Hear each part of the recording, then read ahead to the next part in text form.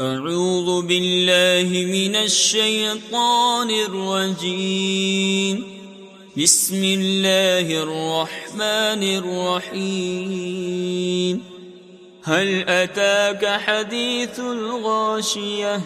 وجوه يومئذ خاشعة عاملة ناصبة تصلى نارا حامية تسقى من عين آنية ليس لهم طعام إلا من ضريع لا يسمن ولا يغني من جوع وجوه يومئذ ناعمة لسعيها راضية في جنة عالية لا تسمع فيها لاغية فيها عين جارية فيها سرر مرفوعة وأكواب موضوعة ونمارق مصفوفة